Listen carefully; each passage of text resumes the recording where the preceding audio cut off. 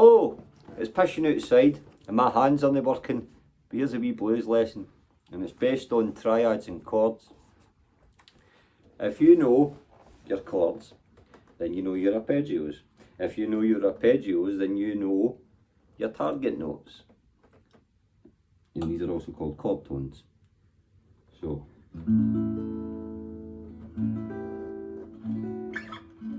if that's an A shape, that's an A major shape. And you know that if you flatten that a whole tone, you now create a dominant sound. Yeah?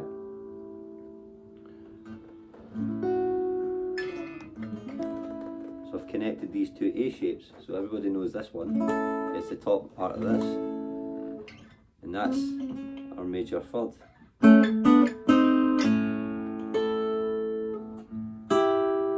And what I'm doing there is the melody's going.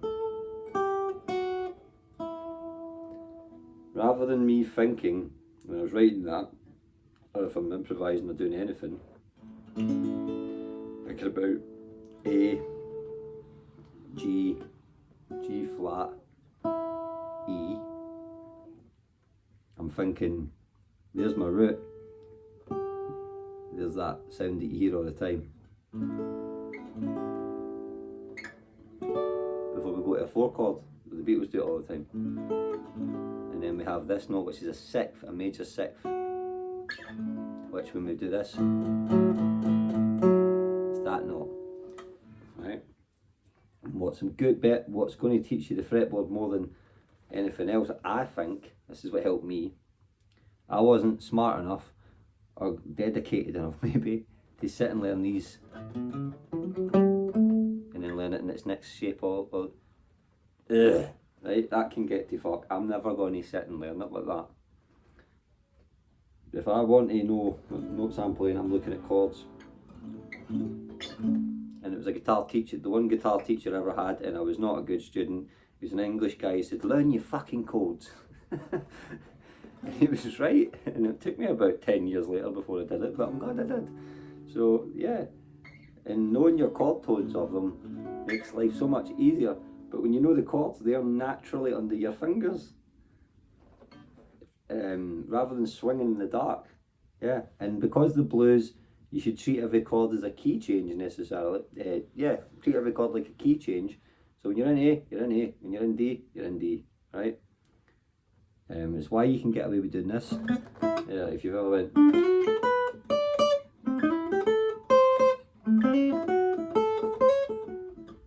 Right? Well, we wouldn't want to do it and jump in positions like that. What if you could keep it all in the one place? So I'm going to show you the 2 sections of this, right? If that's an A major chord, right?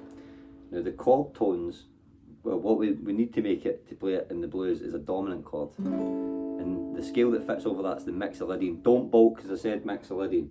I don't know all my modes. I just know what this is. It fits perfectly over a dominant chord, but you can't just play the A mixolydian scale over everything. And for anyone that doesn't know or is scared of mixolydian, let me help you. You know this major scale shape? Flatten that note.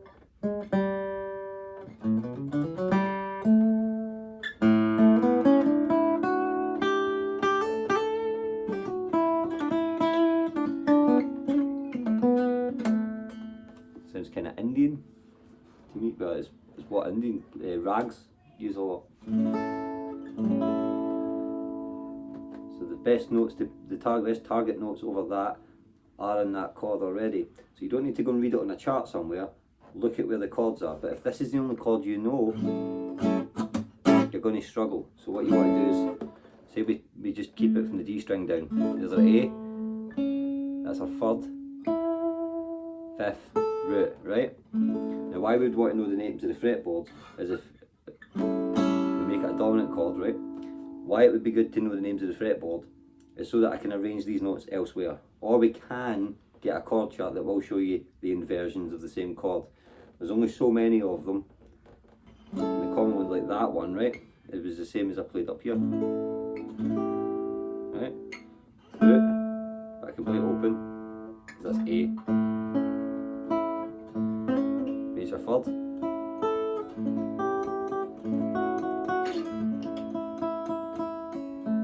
Right? That's how I came up with that. I just joined these two up. But if I made a solo out of that, those two shapes, when I'm on the A chord, right?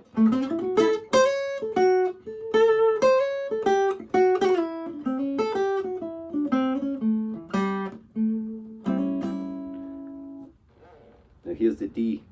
So that's two shapes you've got so far. You've got this shape, which is a major scale, but we can flatten it here with a pinky to this, flatten that. Remember, we don't play the semitone below it, but the major scale we want to flatten it the whole way, a whole semitone. And then you'd have to replace, swap these two fingers around, and then play your pinky for the major third. That's a great chord, especially in jump blues.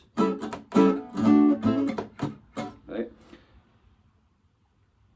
These are your two shapes. So that's technically staying major.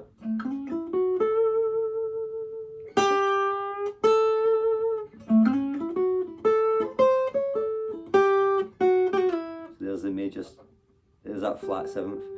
And there's a good passing tone is the major sixth, which is this note. Right? And it always sounds good before the root. So 6, 1. Third, right?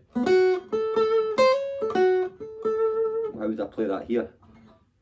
Now,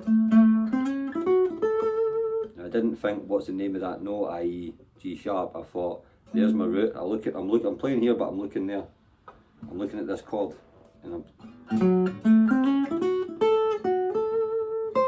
I always know that unless it's in the G string, there's my major third.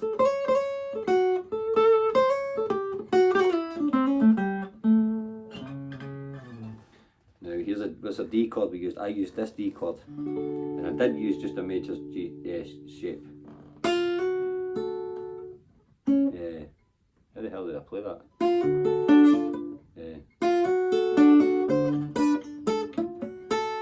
Right, okay.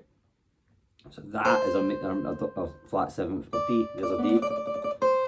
So I'm looking at this shape here, and I know that's my root there, or I know that this is my shape here. There's my D. There's the octave. So I can flatten that one, flatten that one.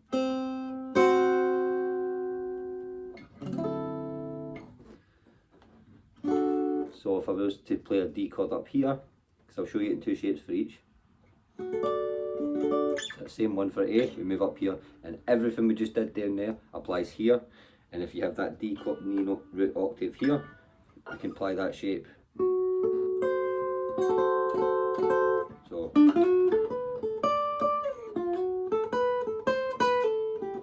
then we can land in A.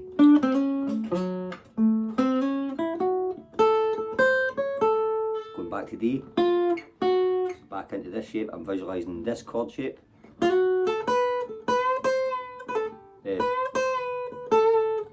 6, flat 1. That's an A note, and I know diagonally there's my third. And then the same fixed shape like this applies to the E.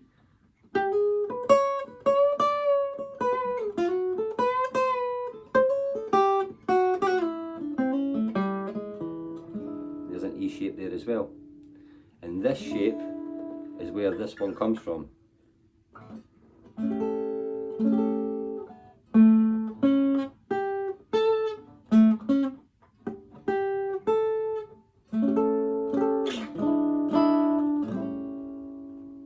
Right, so A.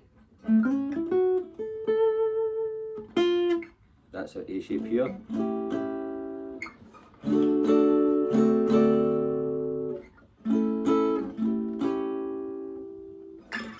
There's a good E shape to play. I will like that D shape here. If we move it all up one, that same applies. The D and the G B string rule, rather than it being diagonally down, it's just directly underneath the major third. And there's E there. Because if it's the third, you know it's only you can walk down the major scale. There's the root.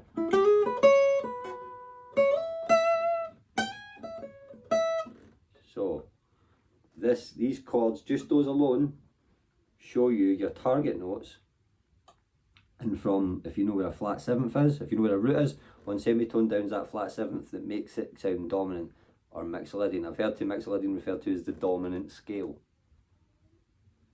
Yeah. So I hope that helps you. Honestly, if you listen to Matt Schofield, there's a video called Sophisticated Blues. I don't know if I've mentioned that already. Look up Matt Schofield Sophisticated Blues. He says that during A I'm going to play A mixolydian, during D I'm going to play D mixolydian, on E I'm going to play E mixolydian, and I'm always going to try and target the major third. Check that one out, and if I could be clearer, or you've got any questions, don't be afraid to ask. I would be happy to help. Right. So if you've made it this far, thank you. I hope that helps, I really do. Good night.